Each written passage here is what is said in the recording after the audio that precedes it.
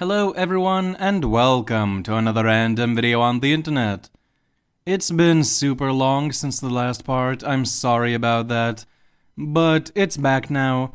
I would recommend rewatching the series before you watch this part because some of the smaller details from those other parts that you probably don't remember anymore will be important for this as well. But without any further ado, let's get right into it. Obito runs across the forest at top speed, with Nagato and the sixpence of pain on his back. Konan lags a bit behind, unable to keep up with the two fastest members of the Akatsuki. Soon, one of the corners of the barrier comes into view. Nagato thinks what Madara is trying to do. He couldn't possibly be thinking of phasing through the barrier, could he? That should be impossible, so why do this? Suddenly, a thought occurs in his head. The masked man is going to get help from one of the other Akatsuki members. And Nagato realizes that at least two of the four members holding up the barrier are loyal to Madara and Madara only. They would surely support him over Nagato himself. The other two, though, Nagato isn't exactly sure. Soon the small group arrives at the corner of the barrier, where Kisame is sitting with his hands forming a hand sign to hold up the crimson construct. He notices Madara and Pain approaching, and at first he thinks they're coming here to inform him of Orochimaru's state of being. However, that assumption is shattered when the masked man shouts, "Kisame, get ready for battle! Pain and Konan have betrayed us!" Kisame's eyes widen upon hearing this. Many questions make their way into the shark man's head, but he doesn't question the orders of Madara Uchiha and instead drops the barrier before gripping his sword. Madara lands next to him and Nagato, along with the Peds of Pain, arrive soon after and surround the duo. Further away, Kakuzu and Hidan, two of the other three pillars of the barrier, realize that said barrier has been dropped. The two of them meet up and start heading toward Madara's location to see what's going on. The last member forming the barrier does the same, on his own. Without warning, the Asurapath suddenly raises one of its hands and aims it at Kisame before firing off a massive laser beam. At the same time, the Divapath points a hand at Madara and unleashes a Bancho Tenin, hoping to pull the masked man into the clutches of the human and Predapaths. Kisame quickly raises Samehara and shields himself from the blast. The chakra-absorbing blade lets out a massive shriek as it rapidly sucks up the beam and expands, shredding the bandages covering its skin. Meanwhile, Madara jumps to the side and avoids the Bancho Tenin before weaving a set of hand signs and firing off a fireball jutsu at the main Nagato, hoping to take advantage of the cooldown of Tendo's ability. But the Predapath quickly jumps in front of Nagato and absorbs the flames within seconds. While it is absorbing the fire, Nagato suddenly jumps into the air and, using the Asurapath, fires off a few missiles directed at Kisame. Down on the ground, the Asurapath does the same. Kisame growls as two groups of missiles fly at him at great speed. He clamps his hands together and shouts, "Water style, exploding water shockwave!" A massive wave of water bursts out of the Sharkman's jaws and surrounds him, forming a dome of highly concentrated water around his body. The missiles fly into the water, and as soon as they collide with the liquid, they explode, dispersing the water, but leaving Kisame fairly unharmed. While Nagato is still in the air, Madara rushes to where the Uzumaki is about to land and prepares to attack him. However, Nagato stops himself in midair, using the Divapath's telekinesis to levitate. He morphs his hand into a cannon and fires off another beam at the masked man. Madara phases through it, but as soon as the beam dissipates, the human and Predapaths rush him from both sides and engage him in a taijutsu clash. With two of them, and with Nagato soon landing on the ground and providing backup, Madara is left unable to counterattack and is put on the defensive. Even more pressure is put on him when Konan finally arrives and starts assaulting him with paper shuriken and paper bombs. At the same time, Kisame battles the Asura and Divapaths. The Shinra Tenseis and Bancho Tenins from Tendo knock Kisame around, and while he can take it and get back up, if too many pile up, the Sharkman might need to start regenerating. That, combined with the Asurapath's firepower, puts Kisame on the back foot.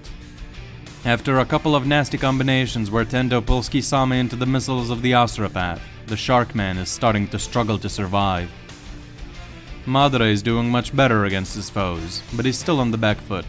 He's forced to constantly dodge and phase through attacks, and every time he tries to attack any of his foes, the others intervene and intercept his attacks. Madara jumps at Nagato, directing all the Pain's attention toward him.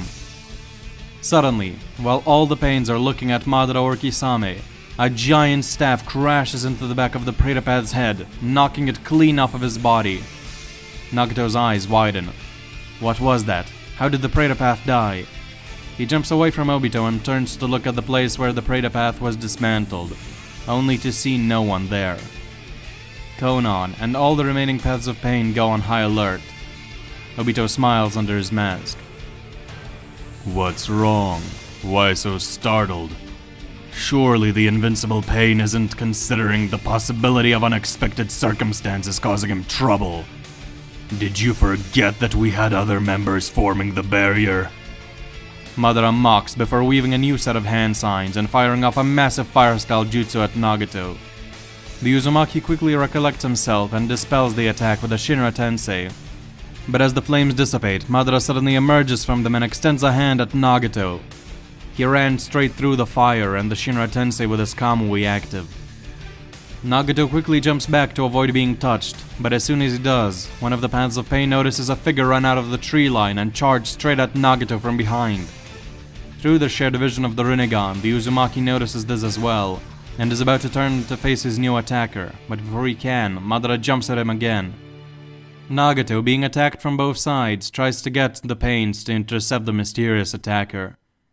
However, Kisame is occupying two of them, and the others are too far away to intervene. Konan is too far away as well. That's when Nagato realizes he messed up by coming out to fight like this. He's still not used to having his own body back, and he's also fighting alongside the Paths of Pain for the first time ever.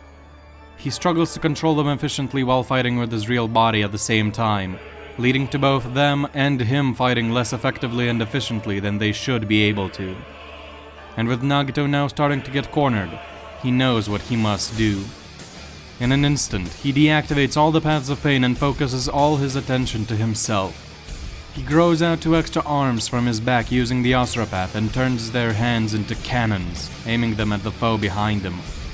At the same time, he points both of his regular hands at Madara and morphs them into cannons as well.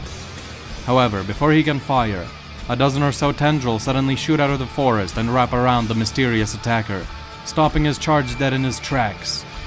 2 men emerge from the forest. What is happening here? The deep voice of Kakuzu rings across the battlefield. Why are Akatsuki members fighting each other? No idea, but I've been itching to kill some of you for a while now, so if this is a brawl to the death, count me in. Hidan declares. This distraction causes everyone to stop fighting for a moment. Madara and Nagato both jump away from each other to gain some distance. Nagato lands next to Kakuzu and Hidan. He shouts for Konan to regroup with them as well, and he also takes a moment to activate the Diva Path again, making it run over to their group as well, since Hidan and Kakuzu will recognize it as the leader of the Akatsuki and not Nagato's real body. At the same time, Madara, Kisame, and the mystery Akatsuki member, after having broken out of Kakuzu's hold, all regroup as well. Kakuzu looks over at Tendo. I will ask again, what is happening here? I shall explain everything in detail later, but for now, all you need to know is that myself and that masked man are both leaders of the Akatsuki, and our visions for this organization are radically different. That's why the battle started after we disposed of Orochimaru. I see. Are you the one who seeks out bounties for us to hunt down? I'm asking if you're the leader in charge of our finances. Yes, I am. Good. Then I shall assist you in exchange for 20% of the Akatsuki's total income from now on. Again with the money crap, Kakuzu? You really are a pain in the ass. Hidan whines and Nagato sighs. I accept the terms. Seriously? You're all a bunch of faithless heathens. Hidan scoffs before suddenly starting to walk towards Madara's group. What are you doing, Hidan? Isn't it obvious? I'm defecting to the other side. I hate you and our leader here for preaching nonsense all the time and interrupting my rituals. It's clear that none of you have any respect for Lord Jashin. Why, you little... Let him go, Pain tells Kakuzu. This fight is dragging on long enough. We can't risk losing more members. We'll cut our losses and retreat for now. This confuses Konan. But why? Nagato! The whole point of this was to kill him after we dealt with Orochimaru. A prolonged battle here isn't going to be worth it. Both sides might lose members, and if we do get the upper hand, with so many people on the other side, the chances of us being able to kill the man in the mask before he escapes are minimal. Our best course of action right now is to retreat and sort things out another time. Or am I wrong, Madara? Obito takes a moment to weigh his options. You are quite right. I never expected things to turn out the way they did. A divide in my Akatsuki. How ridiculous. Nagato, we shall undoubtedly battle again. I hope you are prepared to die when that time comes. Madara declares before opening a Kamui portal. Moments later, Obito, Kisame, Hidan, and the mystery member vanish. Nagato sighs. This was a complete failure. I need to master my own body properly before even thinking of engaging Madara again. You keep calling him Madara. Is that true? Maybe I chose the wrong side after all. Kakuzu murmurs. I assure you that man is nowhere near as strong as the legends make him out to be. Or rather, he isn't anywhere near as powerful as he used to be. Like I said, I will inform you of all the details later. For now, I need to contact Deidara and Sasori before Madara does. Having them on our side would be better than having them side against us and along with Madara. With the Akatsuki properly having split into two, both sides take some time to regroup. Back in the village, the Leaf Shinobi work hard to rescue civilians from rubble and debris, as well as treat the wounded. Many ninjas and civilians have been poisoned by Sasori's puppets. Since Tsunade is gone and Sakura isn't her student in this timeline, those poisoned will eventually die a slow and painful death. Quite a few shinobi lost their lives to Deidara's bombs and Orochimaru summoning snakes as well. A lot of the village infrastructure has been laid to waste. Perhaps most importantly, Hiruzen, the third Hokage, and Shisui, one of the most formidable Jonin in the Leaf Village, both perished in the fight against Orochimaru. There are also many shinobi who have been injured beyond repair and will never be able to go on duty as ninjas again. Overall, though the village hasn't been wiped out, the losses are still massive. The Sound and Sand shinobi lost many lives as well, and the few that remain are swiftly imprisoned. Fugaku personally places Baki into a genjutsu and interrogates him to get as much information about the attack as possible. Once this is all over, the Sand will owe the Leaf big time. Naruto, Sasuke, and Shino, the three Chunin exam finalists, have come out of the attack mostly unscathed. They helped defend the village during the invasion and are commended for it by their parents. Needless to say, the Chunin exam finals have been cancelled, but these three have more than proven themselves worthy of being promoted to Chunin. At the same time, Itachi and Jiraiya mourn the deaths of Shisui and Tsunade. However, both of them know that they have to carry on. That is when Itachi approaches Jiraiya. There is something you must know, Master Jiraiya. What is it, kid? Before Tsunade lost herself completely, she was able to utter a few words to Lord Hokage, Kakashi, and myself. It seemed to be a warning. Orochimaru is not the biggest threat. It's Nagato. I figured you should know. Being the head of the Leaf's intel, you might have an idea of who this Nagato might be. Itachi stops in the middle of his sentence, upon seeing the look of shock on Jiraiya's face. Did you say Nagato? No, that can't be, can it? He died soon after I left him during the Third Great Ninja War. And even if he did live, why not come forward? Why would he be a threat to us? This is getting so out of hand. Meanwhile, the Leaf Village elders gather to discuss what to do next. Of course, they're going to want reparations from the Sand Village, but before any of that can happen, they need to decide who the next Hokage is going to be. And the answer is pretty blatant. The elders talk for a little while. Danzo tries to nominate himself and fails. Fugaku is brought up, but the Uchiha clan is still a controversial topic between the villagers, so he's out. The same applies to Itachi, alongside the fact that he's still a bit too young to be Hokage. Jiraiya doesn't want the position, Tsunade is dead, Guy isn't qualified to lead, and Kakashi is a valid choice, but there are blatantly stronger people in the village. The elders quickly run through these options, since it's been clear for years who the next Hokage will likely be. After less than an hour of discussions, Kushina Uzumaki is appointed as the 5th Hokage. She's got the strength and maturity to lead, and is popular among the villagers. It's a clear and easy choice.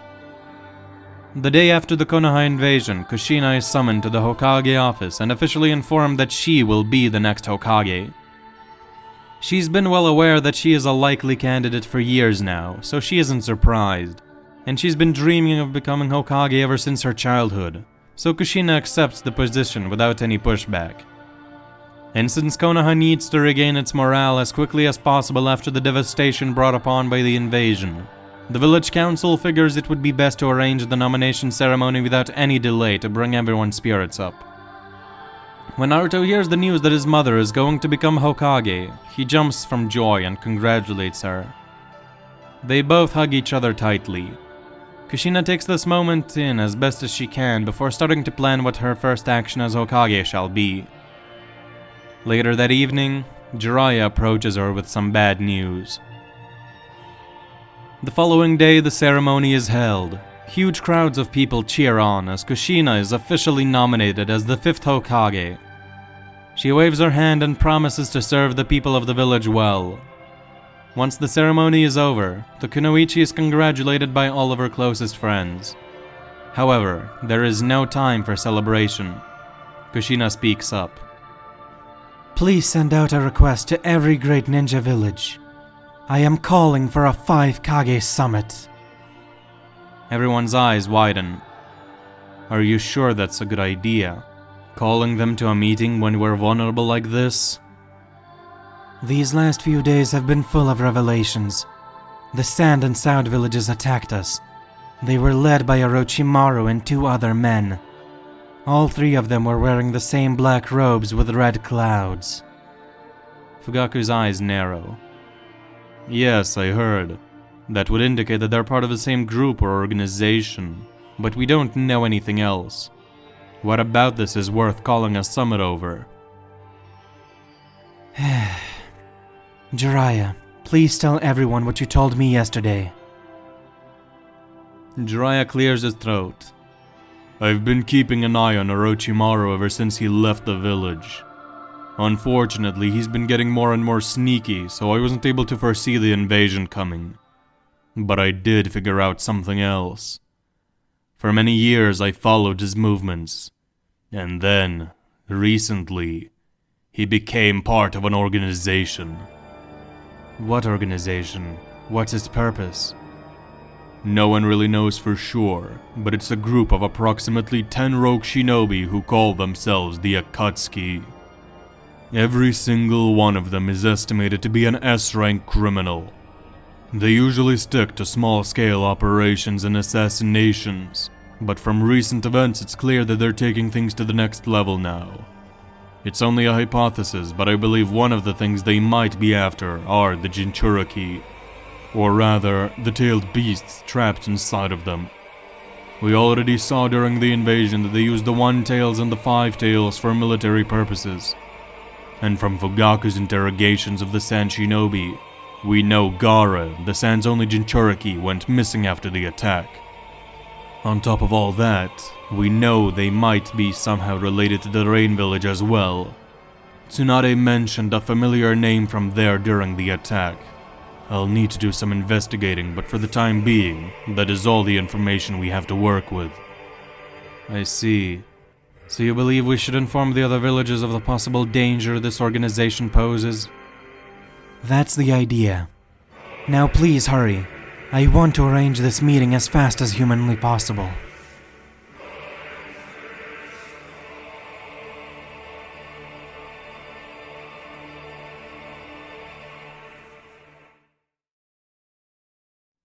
Far away from the village, on the battlefield where Orochimaru seemingly perished, two figures meet up. Kabuto and Kimimaro, who survived Eidora's surprise attack on him by shielding himself with bones. Is this the spot? Yes, this is where Lord Orochimaru instructed us to come exactly 3 days after the invasion concluded. Now we simply have to wait. A few hours later, the ground beneath their feet starts pulsing. Suddenly, it bursts open with a fierce explosion. A blood-curdling laugh echoes throughout the forest. Welcome back, my lord. Ah, Kabuto, Kimimaro. Just the reception I've been expecting. So, they really betrayed us, eh? Just as you foresaw. Of course. I knew the moment I gained too much power they would turn against me. That's why I prepared. The man rolls up one of his sleeves, revealing 2 Sharingan eyes still open on his arm. Seems not even Madara knew about this arm of mine. He saw me use 2 Izanagi and thought that was it. What a fool. It was a bit of a bother, but I did manage to save my Mangekyo eyes as well. He says before gouging out his now blank eyes from using his Izanagi, and implanting the 2 active Sharingan from his arm into his eye sockets. Orochimaru opens his eyes.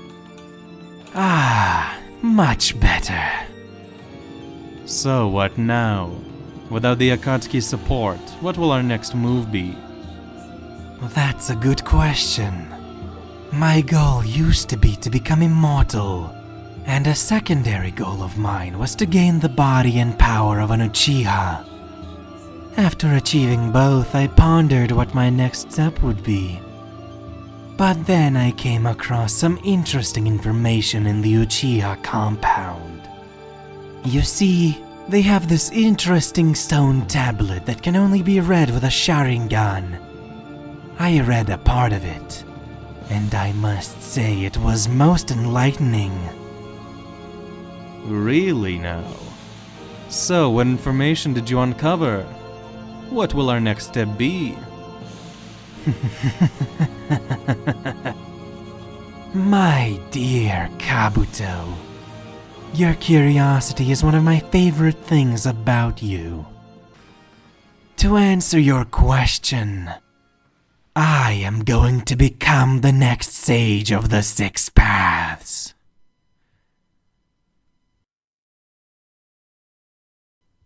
And that's where we shall be leaving things for the time being. Don't worry, the wait for the next part is not going to be half a year. I'm gonna make sure of that. Hope you enjoyed this one. Let me know what you think in the comments below. Hope you have a good day, and see you next time. Goodbye.